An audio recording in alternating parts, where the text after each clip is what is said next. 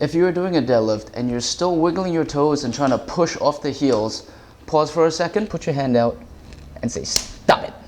Stop, stop, stop, stop. So if you're getting a lot of lower back pain while you're doing a deadlift and you're still pushing off your heels, this is probably what's happening.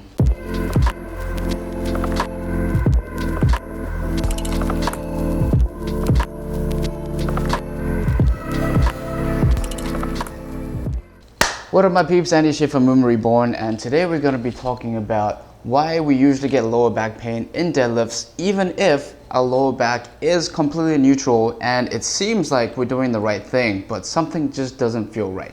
Well, there's nothing wrong with pushing off the heels. I think it's literally just a global cue because most of us have terrible ankle mobility, so that when we're deadlifting, like the heels want to raise, or even when we're squatting, the heels want to lift up. So old school training methods, we tell them to push off your heels in order to keep the ankle, in order to keep the foot down so that we can drive through the feet a little bit. But notice what just happened over there. If we typically like to push through our heels, whether in a squat or a deadlift, the toes naturally start lifting up.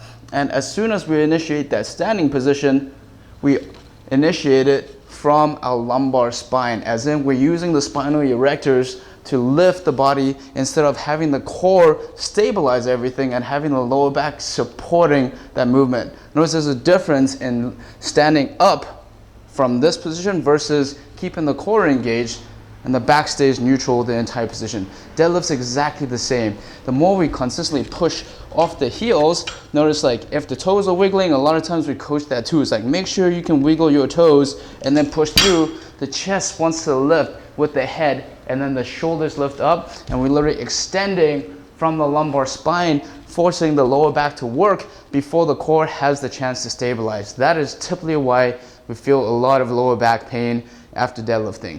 It's not supposed to be normal. So the most important part of it, any movement in the lower body, is the feet.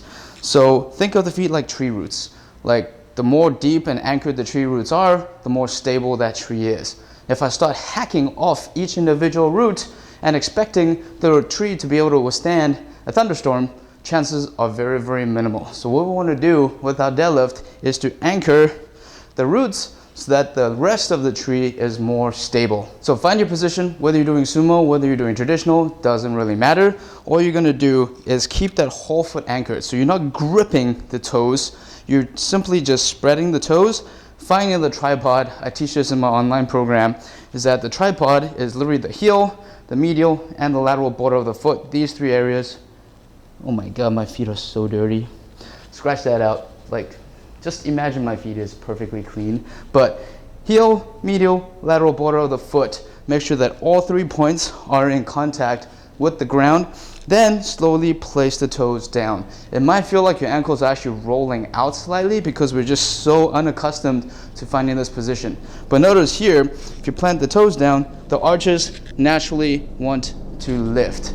If you let go of the tripod, the ankles naturally collapse, which forces internal rotation of the knee, which means that the glute medius does not like to fire, as then you end up using the lower back more. So find the foot, root them into the ground, then set into the bar position. Find the lats, and this is my biggest cue. Think that you're shifting your weight forward a little bit. So it's almost like you're anchoring more weight to the ball of the foot. And you should feel, if the butt is up and you're anchoring more weight to the ball of the foot, heel still does not lift though. So your whole foot is planted, but you're just adding a little bit more tension to the ball of the foot. You should feel the hamstrings engage more, the glute fires up more, and you have the anterior core able to fire a little bit better. From here, that's where you set the position and push off into the deadlift. At the top, try not to hike back onto your heels again. You still want to stand straight up, keeping the whole foot planted, and you're staying in that same line. Going back down, exactly the same thing. Follow that chain, follow that line, tap. Notice I'm still keeping my entire foot planted. You're not rocking back onto the heels. This is the most common thing we get all the time, is that we might be able to find it on the way up, but on the way down, we're on our heels, back stays tall, using the lumbar extensors to go back down. So let's do that a couple more times. Find the feet, anchor the weight.